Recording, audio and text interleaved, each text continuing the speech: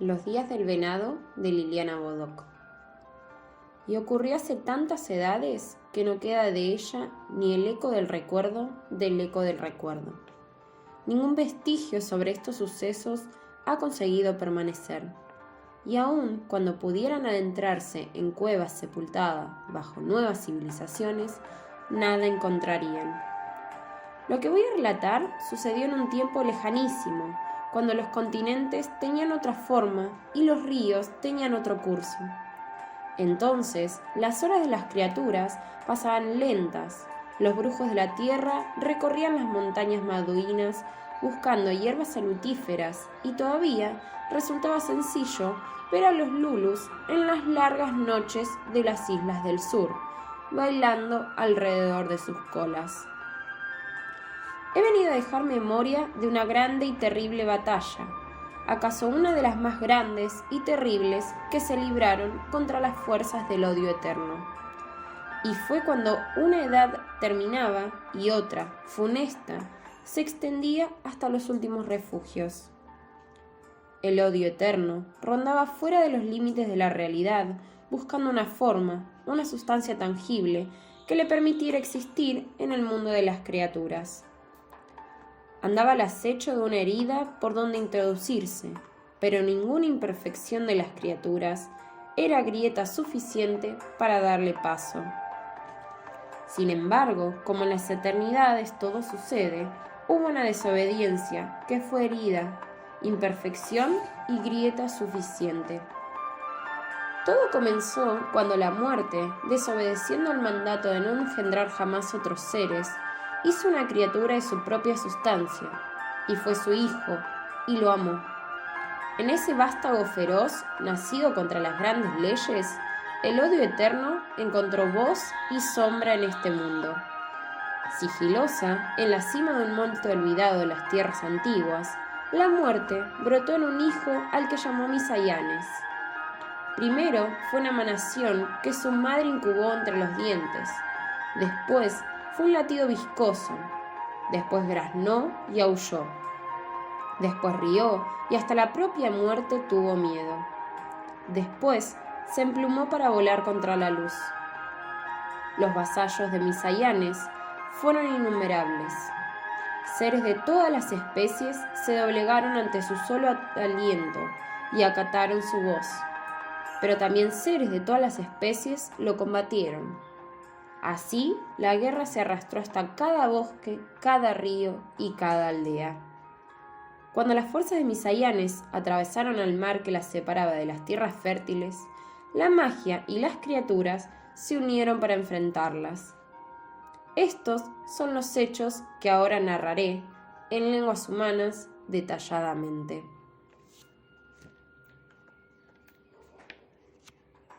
Parte 1. Capítulo número 1. Vuelven las lluvias. Será mañana, canturrió vieja Kush cuando escuchó el ruido de los primeros truenos. Dejó a un costado el hilado en el que trabajaba y se acercó hasta la ventana para mirar el bosque. No sentía ninguna inquietud, porque en su casa todo estaba debidamente dispuesto.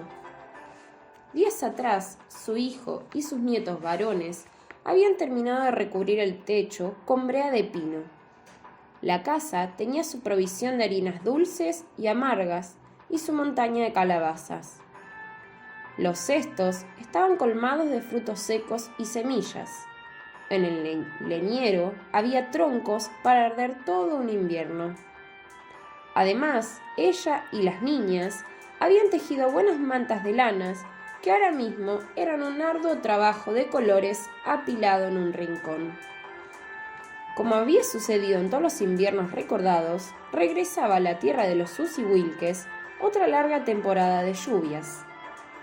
Venía del sur y del lado del mar, arrastrada por un viento que extendía cielos espesos sobre los confines, y allí los dejara para que se cansaran de llover. La temporada comenzaba con lloviznas espaciadas, que los pájaros miraban caer desde la boca del nido, las liebres desde la entrada de sus madrigueras y la gente de los confines desde sus casas de techo bajo. Para cuando las aguas se descargaban, ningún ser viviente estaba fuera de su refugio. La guarida del puma, las raposeras, los nidos de los árboles y los de la cima de las montañas, las cuevas subterráneas, las rendijas del cubil, las gusaneras, las casas de los usihuilques. Todo había sido hábilmente protegido según una herencia de saberes que enseñaba a aprovechar los bienes del bosque y los del mar. En los confines, las criaturas afrontaban lluvias y vientos con mañas casi tan antiguas como el viento y la lluvia. «Será mañana que empezarán las aguas», repitió Kush, y enseguida se puso a tararear entre dientes una canción de despedida. Cuicuyén y Huilquilén fueron hasta el calorcito de la revieja. vuelve a empezar con nosotras», pidió la mayor de sus nietas. Kush abrazó a las niñas, las atrajo hacia sí y juntas comenzaron la canción que entonaban los usihuilques antes de cada temporada de lluvia. Cantó la voz cálida y quebrajada de la raza del sur. Cantó sin imaginar que pronto se harían al mar los que traían el final de ese tiempo de bienaventuranza. Ellas cantaban esperando a los hombres que de un momento a otro aparecerían por el camino del bosque con las últimas provisiones. Vieja Kush y Cuicuyén lo hacían al unísono, sin equivocarse jamás. Huilquilén, que solo llevaba vividas 5 temporadas de lluvia, llegaba un poco tarde a las palabras. Entonces levantaba hacia su abuela una mirada grave, como prometiendo algo mejor para la próxima vez. Las usihuilques cantaban hasta pronto. Hasta pronto, venado, corre, escóndete. Mosca azul vuela lejos, porque la lluvia viene. Padre halcón, protege a tus pichones. Buenos amigos, bosque amado, volveremos a vernos cuando el sol retorne a nuestra casa. Los 3 rostros que miraban desde la casa eran de colores oscuros en el cabello, la piel y los ojos. La raza usihuilque se había forjado en la guerra, de allí la dureza de sus hombres, y de las largas esperas los esmeros de sus mujeres. Los corales del mar, enhebrados en las trenzas, engarzados en brazaletes y collares o ceñidos a la frente, eran el único bien que realzaba las vestiduras de las mujeres usihuilques. Túnicas claras que bajaban de las rodillas, sandalias y, según la estación, mantos de hilo o de lanas abrigadoras. Así lucían ahora la abuela y sus 2 nietas, generosas en la belleza de su raza. «¡Los lulus! ¡Allí están los lulus!», gritó Huilquilén. «Vieja Kush, mira los lulus». «¿A dónde los ves tú, Huilquilén?», preguntó su abuela. «Allí, allí», y señalaba con precisión un gran nogal que crecía a mitad de camino, entre la casa y el bosque. Kush miró. En verdad, 2 colas luminosas que enroscaban y se desenroscaban al tronco, como pidiendo atención. Una era de color rojo y otra era apenas amarilla. El color indicaba el tiempo de vida de los lulus, más viejos, mientras más blanca la luz de sus colas. La anciana usihuilque no se sorprendió. Los lulus venían en busca de tortas de miel y calabaza, igual que cada atardecer de la buena estación desde el día de la muerte de Champalhué. Kush puso 2 tornas tiertas en una cesta, salió sola de la casa y tomó el camino del nogal para dejárselas allí y regresar. Ellos nunca le hablaban, o no lo habían hecho en los 5 años que llevaban sus visitas. Los lulus no hacían amistad con los hombres, y siempre que les era posible, huían de su presencia. En esas ocasiones abandonaban la posición erguida y corrían veloces sobre sus 4 patas. Como si eran sorprendidos en medio del bosque, los lulus permanecían inmóviles, con la cabeza agachada y las pezuñas agarradas a la tierra, hasta que el hombre se alejaba. Sin embargo, y a pesar de la mala amistad, fueron los Lulus los que trajeron a Champalhué hasta la casa, ya casi muerta por la mordedura de una serpiente, y la depositaron suavemente junto al nogal.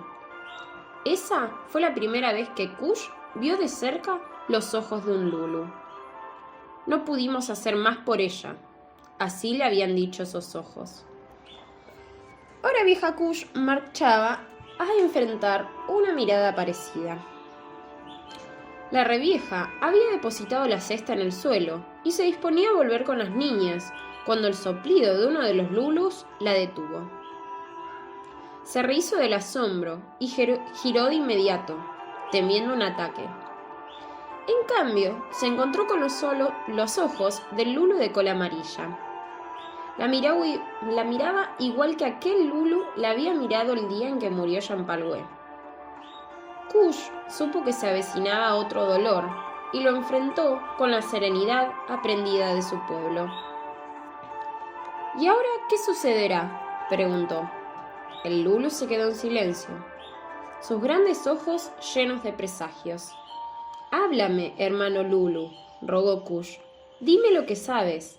Tal vez podamos remediar algo todavía». Pero el Lulu giró hacia el bosque y se alejó de allí en 4 patas. El más joven, ajeno a la preocupación, no se resignó a malograr el festín. Sacó las tortas de la cesta y recién entonces corrió tras su compañero. Kush desanduvo muy despacio el trecho que la separaba de la casa. Mientras regresaba, le pasó por el alma ensombrecida, todo enterito, aquel día lejano en que murió Champalhué y nació Huilquilén. Champalhué se había desposado con Dulcancelín poco después de la fiesta del sol. Venía de Huilú, una aldea cercana a las montañas Maduinas. Tenía el corazón más dulce de cuantos corazones latieron en los confines. Cuando canta, se ven crecer los zapallos, le gustaba decir a la gente que la conocía. Después hubo años buenos. Dulcancelín salió a cazar con los hombres de la aldea, participó en todas las rondas territoriales y regresó de 2 batallas entre linajes. Kush y Champalhué se repartieron las labores y los niños nacieron. 5 hijos tuvieron Champalhué y Dulcancelín, que fueron 5 risas para vieja Kush. Primero nacieron 2 varones, Tungur y Kume. Muy pronto nació Cuicuyén, luego Piuquemán, el tercer varón, y en el medio de un verano nació Huilquilén. Ahora le gustaba a Kush mirarlos despaciosamente, uno por uno, porque de una manera o de otra, todos le recordaban la belleza y la gracia de Champalhué. El día del nacimiento de Huilquilén, Champalhué dejó a los niños al cuidado de la abuela y partió hacia el lago de las mariposas. La joven iba a sumergirse en las aguas que devolvían a las madres recientes el vigor del cuerpo y la serenidad del ánimo. De allí la trajeron los Lulus con el poco de vida que le duró para besar a sus hijos y pedirle a Kush que los cuidara por ella. Y un rato más para esperar el regreso de Dulcancelín, que había salido de casa para celebrar el nuevo nacimiento. En la boca de una cueva, a orillas del lago, una serpiente gris, de las que hacía años no se veían por el lugar, mordió a Champalhué en un tobillo. La madre había estado cortando unas flores que tenía entre sus manos cuando los Lulus la hallaron. Flores que no nacieron de semilla, trampas de la serpiente, masculló Cupuca.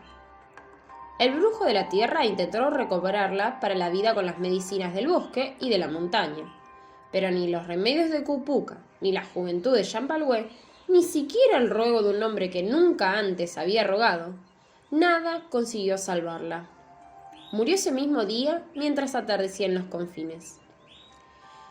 Fue por eso que Kush había pedido a los Lulus que vinieran por un obsequio cada atardecer en que fuera posible andar en la intemperie por esas tierras. Así nosotros vamos a agradecerles y ustedes van a recordarla, les dijo la anciana. Los lulus partieron, Cupuca partió, Dulcancelín disparó sus flechas a las estrellas, y al amparo de Kush, los niños siguieron creciendo. La anciana oyó risas lejanas. Cuicuyén y Huilquilén estaban riéndose de ella, que de tanto recordar se había quedado absurdamente inmóvil un paso antes de la puerta y con un brazo extendido. Ya está bien, hay que seguir trabajando. Kush entró a la casa fingiendo un enojo que nadie le creyó. «Vieja Kush, ¿qué pasó con los lulus?», preguntó Cuicuyén, herencia de su madre la facultad de ver profundo. «¿Qué podría haber pasado?», contestó así Kush. Quería convencerse a sí misma. «Nada, nada». Huilquilén habló a su manera. «De que te cantaron la canción linda, abuela Kush, de los lulus, que yo también sé cantar». Trataba de soplar como ellos y daba saltos cortitos sobre un pie y sobre otro. La pequeña Huilquilén había heredado de su madre el don de la alegría.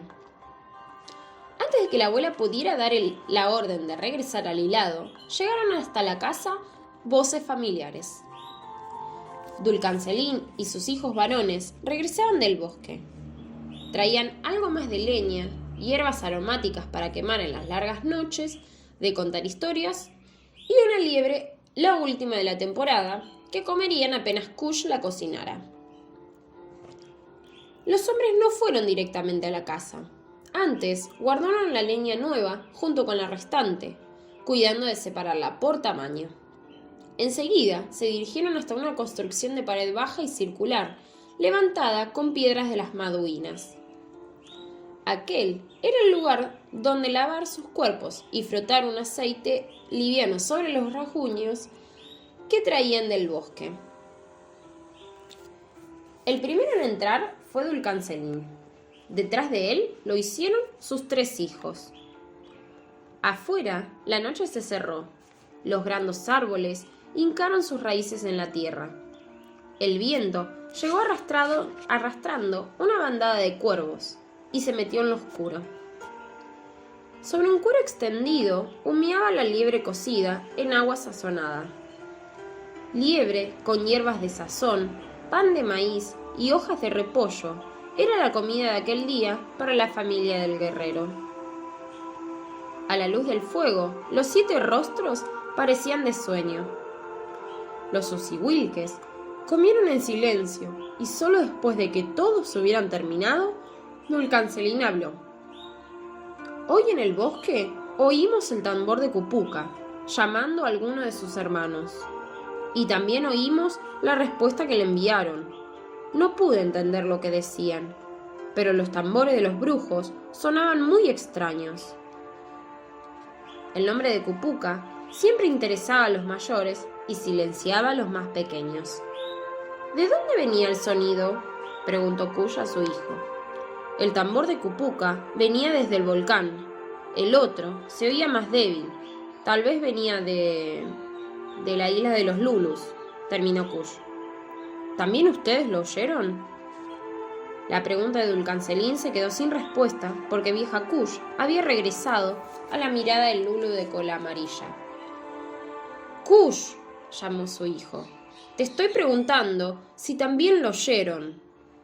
La anciana salió de sus sombras y pidió disculpas. Sin embargo, no quiso contarle a Dulcancelín el incidente de esa tarde. «No oímos nada», dijo, y enseguida agregó, «me gusta adivinar cosas». «Mañana veremos a Cupuca en el Valle de los Antepasados. Hablaré con él». Con estas palabras, Dulcancelín dio por terminada la conversación. Cada año, justo antes de que empezaran las lluvias, los osihuilques se reunían en el Valle de los Antepasados para despedirse de los vivos y de los muertos. Era fiesta de comer, bailar y cantar, pero sobre todo de intercambiar aquello que tenían en exceso por aquello que les faltaba para resistir la mala temporada. Día de compensar abundancias con escaseces, de modo que todos tuvieran lo imprescindible. En poco tiempo, los separarían la tierra empantanada, los vientos y el frío. No era época de caza, de siembra o de guerra, y la comunicación entre ellos quedaría reducida a las necesidades más severas. Capítulo 2. La noche del guerrero. Dulcancelín no podía dormir, pese a que la noche era una gran quietud y unas cuantas estrellas que persistían en las últimas grietas del cielo. La vida en los confines estaba acurrucada y hasta el retumbe lejano de la tormenta era otra forma de silencio. El guerrero cerró los ojos, esperando el sueño. Giró hacia la pared que daba al bosque. Giró hacia la pared contra la cual estaba apoyada el hacha. No quería volver a recordar los sucesos del día, y sin embargo, mucho rato después, seguía tratando de comprender el sentido de los tambores.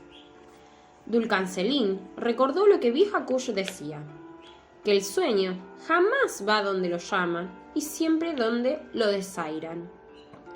Entonces, para que el sueño sintiera el desaire, se ocupó en distinguir y separar la respiración de cada uno de los 6 que dormían en la casa. Pero antes de comprobar si vieja Cuyo tenía razón, oyó unos ruidos que parecían venir del lado del nogal.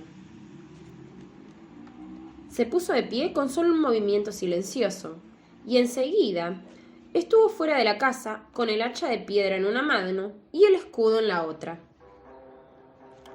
Allí permaneció inmóvil, junto a la puerta, hasta asegurarse de que nadie estaba tan cerca que pudiera entrar mientras él se alejaba, para averiguar lo que ocurría.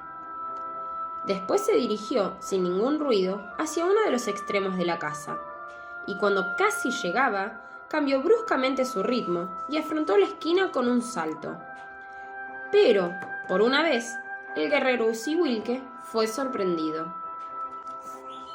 Entre la casa y el bosque, decenas de lulus giraban sin sentido aparente, haciendo vivorear sus colas luminosas. Las bocas de todos ellos tenían la forma del soplido. Sin embargo, los soplidos no se oían. Dulcancelín avanzó hasta hacerse ver. Apenas los lulus notaron su presencia, corrieron al pie de los primeros árboles y se transformaron en una multitud de ojos amarillos que lo miraban sin parpadear. Un lulo muy viejo se adelantó unos pasos. El guerrero lo veía con demasiada nitidez, teniendo en cuenta la distancia y la oscuridad que había de por medio.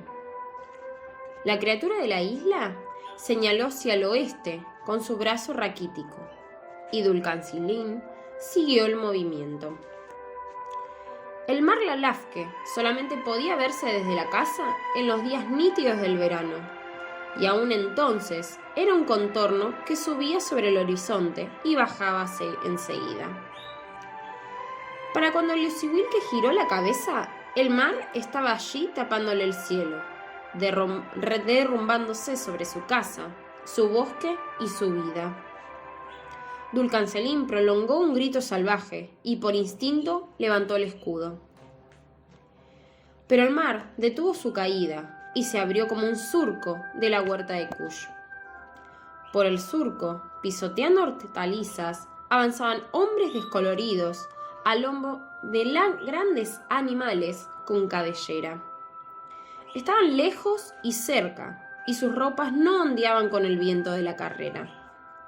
Por primera y última vez en su vida, el guerrero retrocedió. Para entonces, el soplido de los lulus se había transformado en una estridencia insoportable. A través de los hombres descoloridos, Dulcancelín vio una tierra de muerte. Algunos venados, con la piel arrancada, se arrastraban sobre cenizas. Los naranjos dejaban caer sus frutos emponzoñados. Cupuca caminaba hacia atrás y tenía las manos cortadas.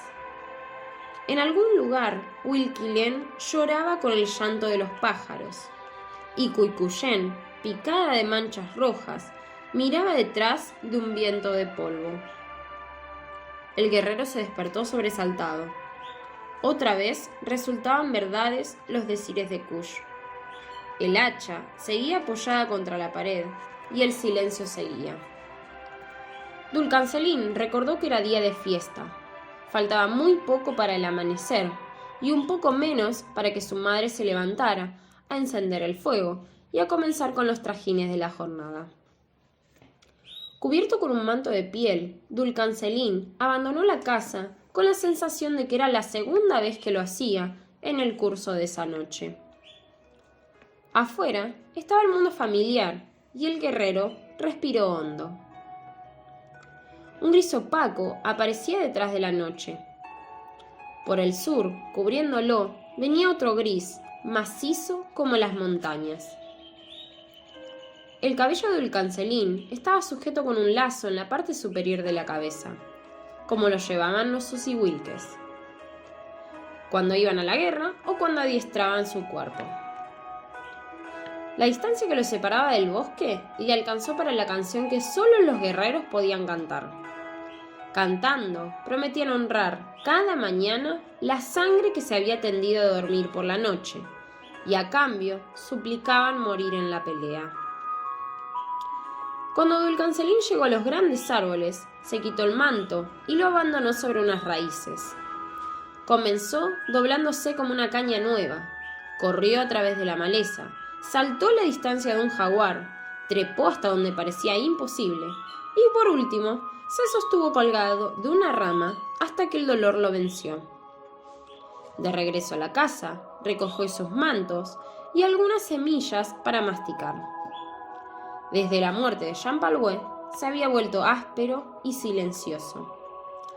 Antes decían de él que peleaba sin miedo a la muerte. Ahora se lamentaban de verlo pelear sin apego a la vida. Capítulo 3. ¿Dónde está Cupuca? Los Zuziwilkes vivieron en los confines, en el sur más remoto de un continente, al que sus habitantes llamaron tierras fértiles. El país de los guerreros fue un bosque entre las montañas Maduinas y el Lalafque. Un bosque atravesado por ríos caudalosos que subía cipreses hasta la cima de las montañas y llegaba hasta la playa con laureles y naranjos. El país Zuziwilke fue un bosque en el sur de la tierra.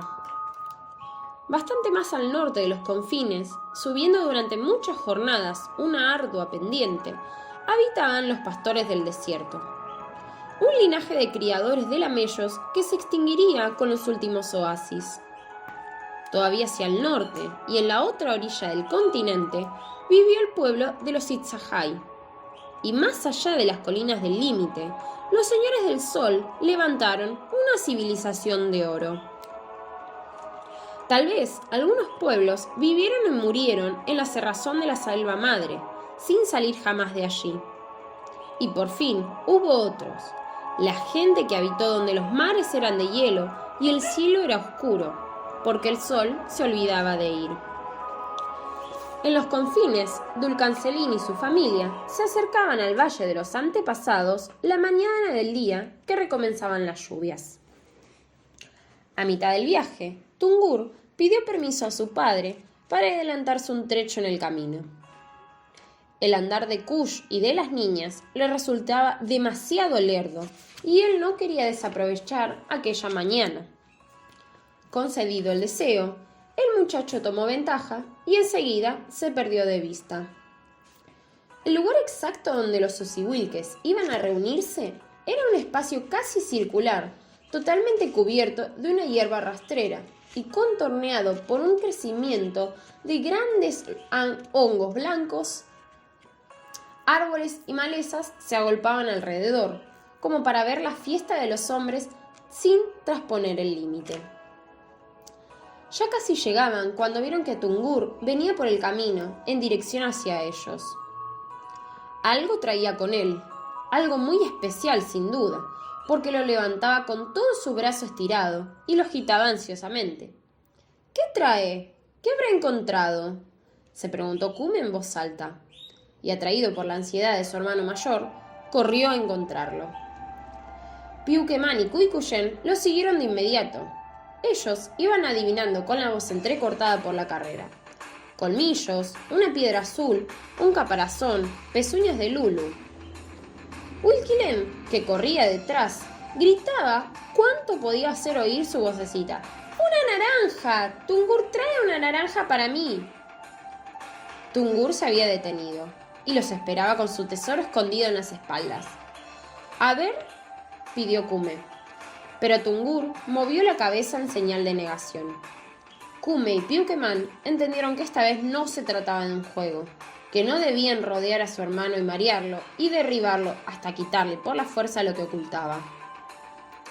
Kush y Dulcancelín los alcanzaron en ese momento. Dulcancelín no necesitó ni una sola palabra. Miró a su hijo mayor y esperó para conocer la causa de su miedo. Muy despacio, Tungur separó la mano de su espalda y la llevó hacia adelante. Ante los ojos de todos, apareció por fin lo que estaba ocultando. Era eso, protestó Pukemon decepcionado. Una pluma negra que además es muy pequeña. Para él, igual que para las dos niñas, el enigma estaba resuelto. Y perdido todo interés, los tres se desentendieron del asunto. El resto de la familia, en cambio, reconoció de inmediato que se trataba de una pluma de oropéndola. Vieja Kush, Dulcancelín, Kume y Tungur, todos ellos sabían que, según el modo de encontrarla, una pluma de oropéndola tenía su significado. Era un anuncio del bosque que no se debía desdeñar. ¿Cómo la encontraste?, preguntó Dulcancelín mientras recibía la pluma de la mano temblorosa de Tungur. Ya había rodeado el estero, me faltaba muy poco para llegar a la última bajada, antes del valle. Y entonces, donde se juntan las encinas viejas, oí mi nombre. Me tapé los oídos, pero volví a escucharlo. Venía desde arriba, desde la copa de una encina, que estaba a mi izquierda. Levanté la cabeza y vi caer la pluma. En ese momento cantó la oropéndola. ¿Y tú qué hiciste, Tungur? Esta vez fue Kush la que preguntó, acercándose un poco a su nieto. Hacía tiempo que Tungur había sobrepasado a su abuela en altura. Y hacía tiempo también que conocía sus deberes. Me quedé muy quieto y sin moverme ni un paso del lugar en el que me había detenido, levanté las manos con las palmas juntas y abiertas. Cerraste los ojos. Kush lo acompañó con un murmullo. Cerré los ojos para no buscarla ni esquivarla, y esperé. Pasó un rato y creí que la pluma ya estaría en la tierra, pero cuando iba a abrir los ojos, la sentí caer en mis manos. Kush habló otra vez como si recordara. La oropéndola volvió a cantar. Así es, dijo Tungur. Después voló en círculo sobre mi cabeza y se alejó. El bosque ponía una pluma de oropéndola en manos de un varón Uncihuilque, como forma de anunciarle que en poco tiempo recaería sobre él la responsabilidad de procurar sustento y protección a su familia. Esta, de entre sus muchas voces, era la que el bosque elegía para advertir que alguien estaba próximo a dejar su lugar y sus deberes, y para prevenir a quien debía heredarlos. Esta vez, el mensaje era para Tungur. ¿Qué pasaría con Dulcancelín? ¿Por qué dejaría de estar allí como cada día desde que Tungur tenía memoria? ¿Cómo podría él reemplazar a su padre? Tungur se esforzaba en ocultar el desconsuelo, pero sus brazos le resultaban muy pesados y sus piernas demasiado débiles. ¿Qué estaba a punto de ocurrir? ¿Quién le aliviaría la tristeza? ¿Quién le indicaría lo que debía hacer? Tungur no necesitó decir nada de esto, porque antes de hacerlo, tuvo su respuesta. Sigue caminando hacia el valle. Eso es lo que ahora tienes que hacer, le dijo Dulcancelín. Tungur dudaba, quieto en su lugar. Entonces Dulcancelín volvió a hablar alzando apenas la voz.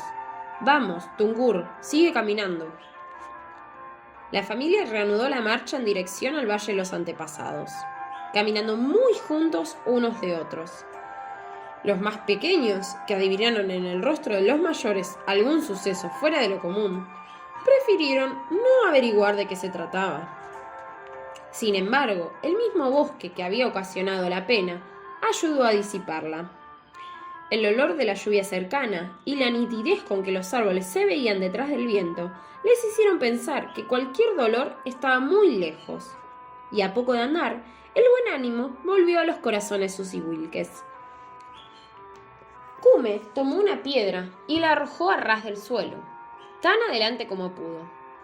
Tungur y Piukeman aceptaron el desafío, y los tres continuaron el viaje, corriendo hasta donde las piedras habían llegado, para volver a arrojarlas después de disputarse la victoria. Kuikuyen y Wilkilen caminaban tomadas de la mano, cantando una canción de cuna. Kush se sonrió de ternura y revolvió en sus pertenencias hasta encontrar la flauta de caña. Para tocar con mayor comodidad, la anciana cargó el morral sobre la espalda y se remangó hasta los codos el manto que la cubría. La melodía, sencilla y monótona, se sumó a la tranquilidad recobrada. Vieja Kush disminuía cada vez más el ritmo de la marcha, tan concentrada como estaba en soplar las notas justas. Su hijo y sus nietas retenían el paso con la intención de no distanciarse de ella. Con andar de flauta llegaron, por fin, a la cima del camino. En los confines, el terreno ascendía desde la orilla del mar, a través de las aldeas y del bosque, y acababa fundiéndose con las maduinas. Claro que la pendiente se interrumpía numerosas veces. Claro que bajaba hasta un estero o hasta un lago. Caía en seco con un manantial o se inclinaba suave, pero siempre volvía a retomar su destino de montaña. Allí donde Dulcancelín y su familia se detuvieron un momento antes de recorrer el último tramo, el terreno iniciaba su descenso al valle. También los árboles bajaban un poco, hasta que el círculo de hongos blancos los detenía. Gente de todas las aldeas llegaba al lugar.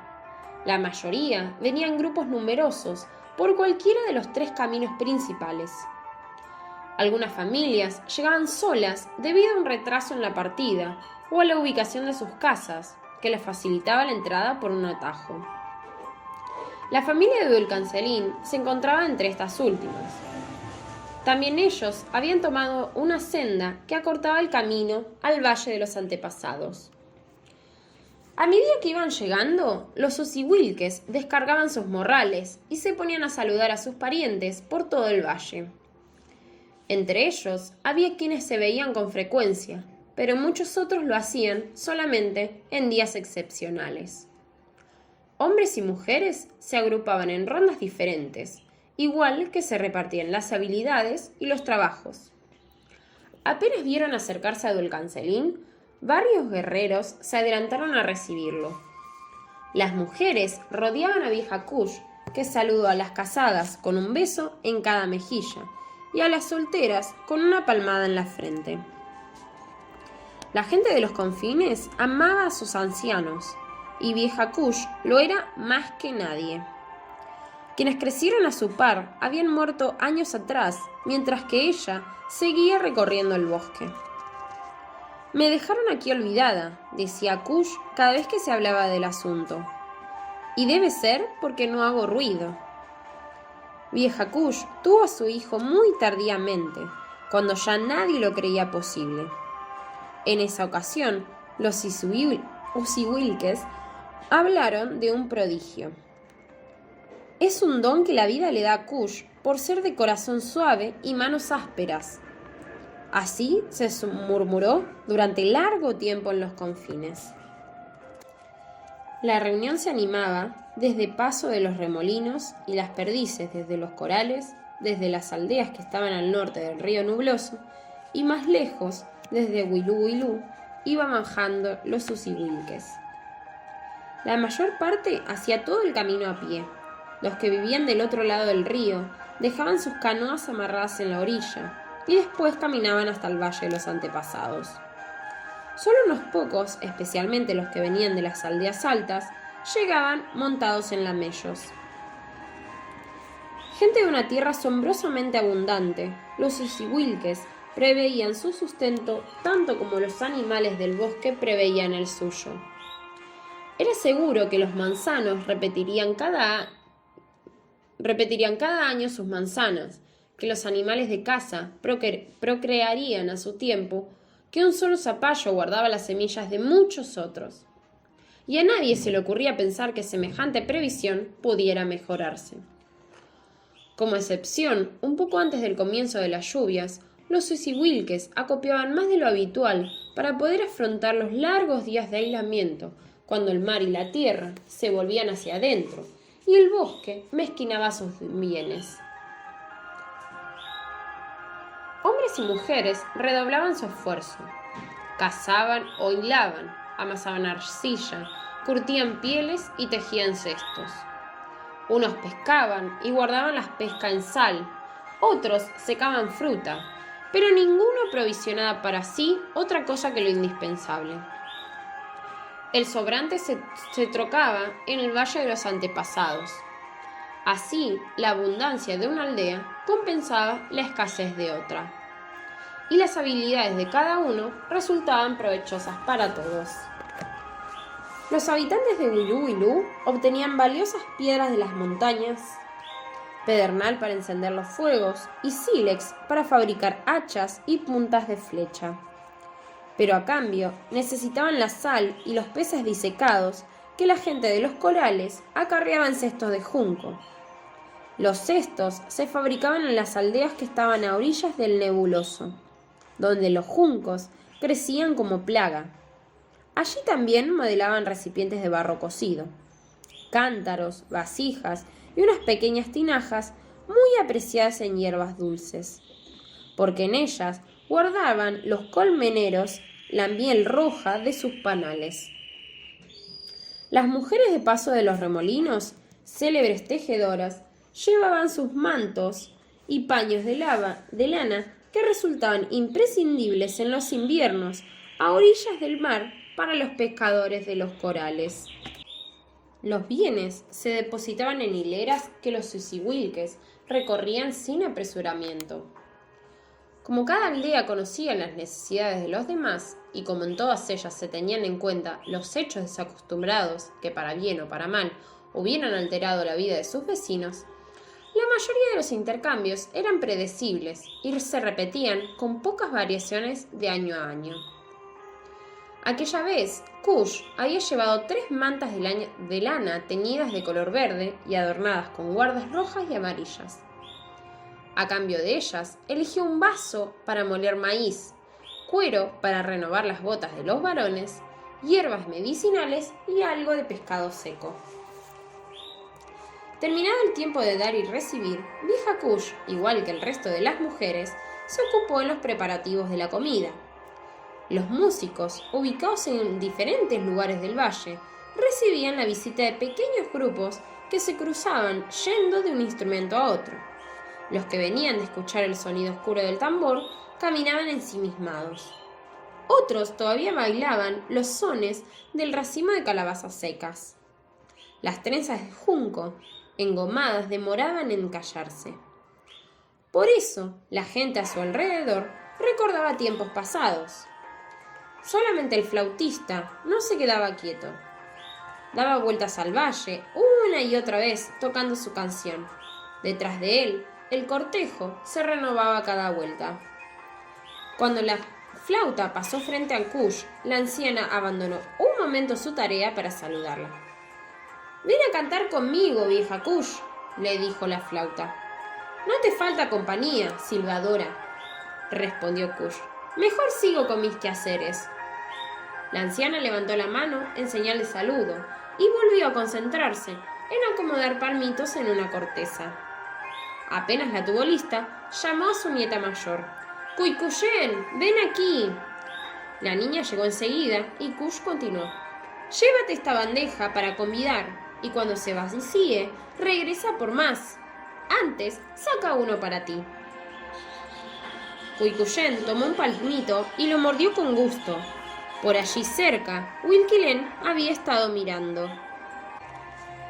Abuela Kush, dame algo para el convite, pidió la niña. Ven aquí que te acomodo un poco la ropa, dijo su abuela. Le ajustó las tiras que sostenían las botitas de piel, acomodó el gorro con orejeras que le marcaba el rostro con flecos de colores y le aseguró, especialmente, de que la capa estuviese bien cerrada.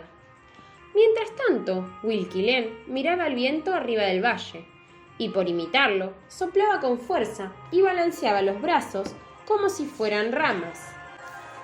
«Podría terminar más rápido si te quedaras quieta», le dijo Kush. Wilkilén trajo del cielo una mirada pensativa. Era para saber si la gente se cansa de ser viento. Y bajando los brazos agregó: «Sí, se cansa». Vieja Kush miró a su nieta y la pluma de oropéndola le volvió el recuerdo. Abrazó fuerte a la pequeña, le besó las mejillas heladas, buscando atenuar la inquietud que había vuelto a sorprenderla. Y de inmediato se ocupó de satisfacerle el deseo. Veamos qué puedo darte, murmuró un poco para sí, un poco para la niña. Finalmente, eligió una vasija de tamaño regular donde había preparado una crema espesa de nueces y hierbas, buena para untar el pan. Llévalo así para que puedan servirse, dijo al mismo tiempo que hundía en la crema pequeñas paletas de madera. Será bien recibido. Wilkilén partió con la vasija, atenta a sus propios pasos. Vieja Kush la acompañó con la mirada y cuando casi la perdía de vista, vio llegar a Dulcancelín.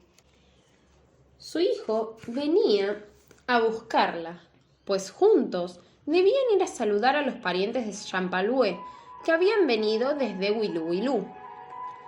¿Estás lista, Kush?, le preguntó. Sí. Toma de ese morral unos obsequios que les he traído y vamos para allá. Partieron en silencio. A ninguno de los dos les resultaba sencillo volver a ver a los ojos de champalgüenos de sus hermanos. Sin embargo, la fiesta del valle era una de las pocas ocasiones en las que los parientes podían abrazar a los niños y conocer las novedades. Wilú quedaba al pie de las montañas maduinas, lejos de Paso de los Remolinos. Por esta razón, muy pocas veces durante el año, los parientes volvían a reunirse. El cielo se oscurecía rápidamente y el aire se enfriaba. Cobijados en el valle, los Usihuilques miraban el viento sobre sus cabezas, como antes Wilkilén lo había hecho, y vaticinaban un difícil regreso a sus casas. La fiesta ya no tardaría en terminar, y una sola pregunta andaba de boca en boca. ¿Dónde está Cupuca? Cupuca no estaba en el Valle de los Antepasados. El brujo de la tierra, el que veía más lejos que nadie y conocía el idioma del tambor, no llegaba, como era su costumbre, cargando un morral lleno de misterios para recibir junto a ellos la lluvia nueva. Con una sorda sensación de soledad, los Usihuilques se preguntaban cuál sería la causa de su ausencia. Alguien que no pensaba en Cupuca pasó a través de la pregunta repetida, casi sin oírla. Caminó tratando de hacerse invisible, atravesó la línea de los hongos blancos y siguió más allá. Tomó el camino del oeste cuesta arriba hasta donde se bifurcaba por primera vez en un sendero angosto. Este sendero, que se apartaba del camino principal, abandonaba también el ascenso para volver a bajar con una pendiente muy pronunciada. Cuando el sigiloso llegó allí, empezó a descender con una velocidad sorprendente, andando de costado y compensando el declive de su cuerpo. Pero enseguida, una voz familiar lo llamó. «¡Piuquemán! ¡Piuquemán! ¡Espérame!». Un poco sorprendido, pero mucho más enojado, Piuquemán se detuvo y miró hacia atrás. Wilkilén lo había seguido y estaba bajando por el sendero, casi sentada para no caerse. Piuquemán volvió sobre sus pasos. «¿Qué estás haciendo aquí, Wilkilén?», gritó furioso. «Siempre estropeas todo». «Yo no... intentó decir la niña, pero Piuquemán le interrumpió. Ahora no digas nada. Los ojos negros de Wilquilén se llenaron de lágrimas y, como siempre que estaba triste, se puso a jugar con sus trenzas. Y tampoco llores. Entonces, justo entonces, Wilquilén se puso a llorar, porque Piuquemán era su hermano querido y nunca antes la había tratado de esa manera. Pero Piuquemán ya no la miraba. Estaba tratando de decidir si regresaba con ella al Valle de los Antepasados o si la llevaba de compañera en la desobediencia. No podía dejarla volver sola, pero si abandonaba aquella oportunidad, tendría que esperar hasta la fiesta del sol, y eso parecía demasiado. Tomó al Wilquilén de la mano y reanudó la marcha hacia abajo. El sendero que seguían los hermanos era el único que llegaba hasta la puerta de la lechuza, más allá de la cual estaba prohibido el paso. Piuquemán era, entre los varones, el más parecido a su madre. De ella le venía esa urgente curiosidad por todas las cosas. Champalhué había pagado con su vida el interés por las extrañas flores de la cueva. A su tiempo, también Piuquemán pagaría un alto precio. Desde que tuvo suficiente entendimiento, empezó a preguntarse qué había del otro lado de la puerta y quién había prohibido a los Usihuilques llegar allí. Pero nunca, hasta ese momento, había obtenido respuestas. Finalmente, decidió averiguarlo por sí mismo. 2 veces, en celebraciones pasadas, había abandonado el Valle de los Antepasados y recorrido el sendero hasta el límite de lo permitido. Y las 2 veces fue mayor el miedo y regresó, sin atreverse a quebrantar la inmemorial prohibición. Piuquemán tenía vividas 11 temporadas de lluvia y no estaba dispuesto a dejar que pasara otra sin atreverse a cruzar la puerta de la lechuza. No llegarían a 3 sus derrotas. La ocurrencia de Wilquilén consiguió hacerlo vacilar, pero incapaz de resignarse a ser vencido nuevamente, resolvió seguir adelante, aunque tuviera que llevar de la mano a su hermana menor. El atajo abrupto y estrecho que descendieron con bastante dificultad los dejó en un bajo donde la luz apenas llegaba. El aire de aquel lugar, muy frío y espeso de humedad, punzaba en la respiración. Una capa de hojas, que por partes se engrosaba considerablemente, sostenía el paso de los niños, permitiéndoles avanzar sin embarrarse. Al pie de los árboles se multiplicaban las especies de la sombra.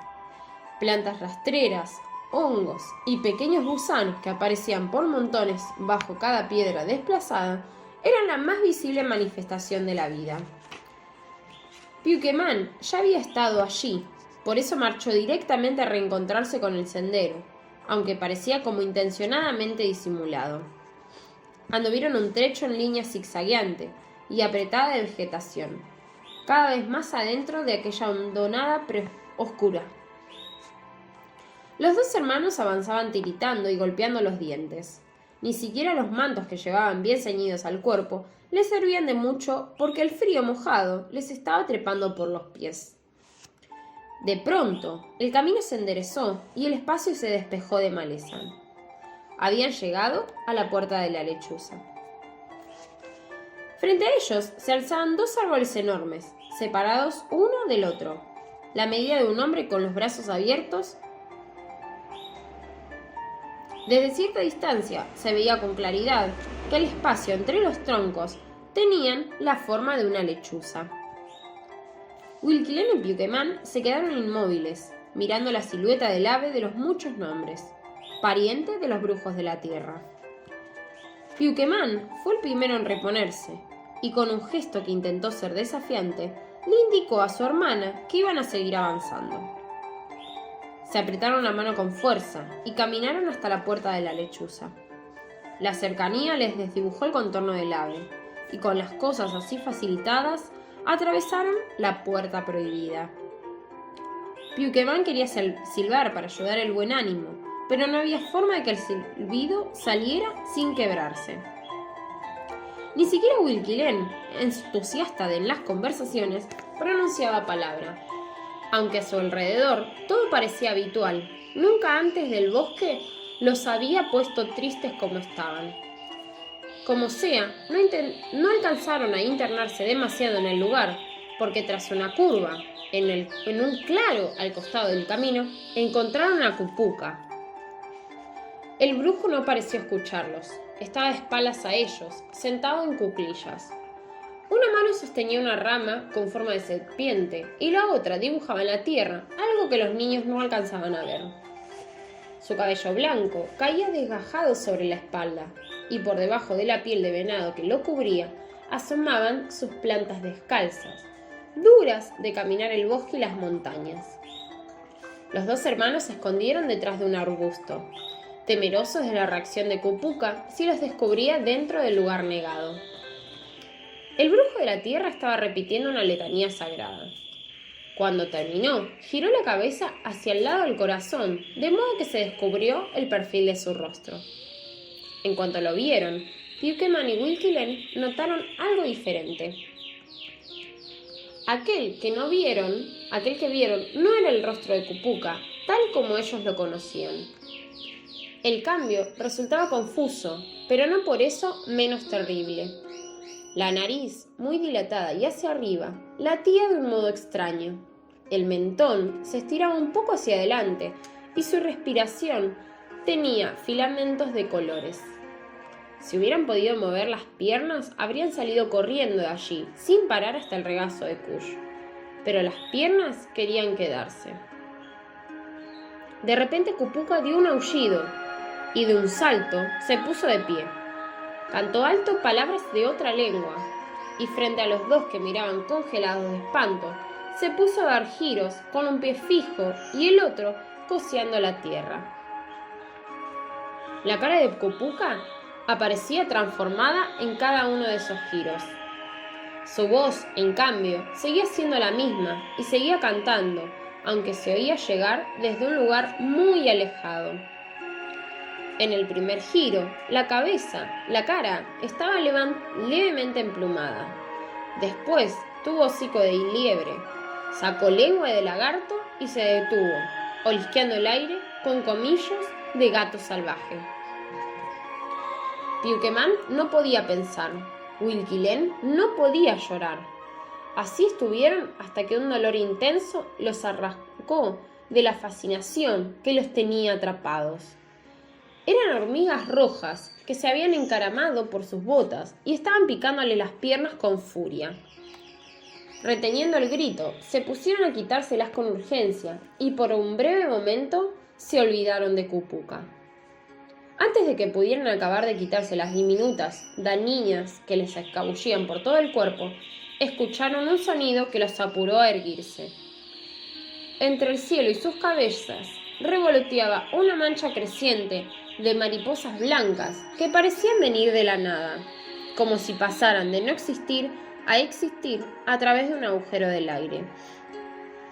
Igual que en respuesta a una orden de ataque, la multitud de mariposas voló sobre ellos. Cientos y cientos de alas que se abalanzaron rabiosas contra sus rostros. Tantas alas que cubrieron por completo el claro del bosque, donde Cupuca cumplía sus oficios de brujo.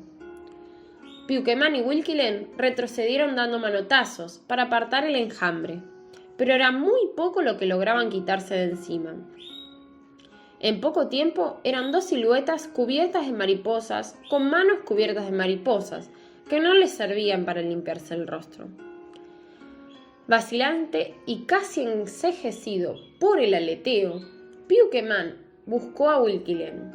La pequeña se había apartado de él en su afán de deshacerse del ataque. Cuando la tuvo a su alcance, tomó a su hermana en brazos y la resguardó contra el pecho. Entonces sí, corrió cuanto pudo. Pobre Piuqueman, corrió como pudo, perseguido por un viento de alas blancas, hasta cruzar la puerta de la lechuza. Ni una sola mariposa traspuso el límite de la puerta. Se detuvieron allí, colgadas del cielo, y después regresaron sobre su vuelo. Apenas Piuqueman estuvo seguro de que no volverían, bajó despacio a Wilquilen, y él mismo se dejó caer para descansar un poco. 2 o 3 respiraciones profundas antes de volver a caminar les devolvieron el aire perdido. A pocos pasos en dirección al valle, Piuquemán miró hacia atrás. De árbol a árbol, la puerta de la lechuza estaba totalmente cubierta por una intrincada telaraña que la llevaría a su dueña varios días de trabajo. A pesar de que no pudo comprender aquel suceso, Piuquemán sintió alivio.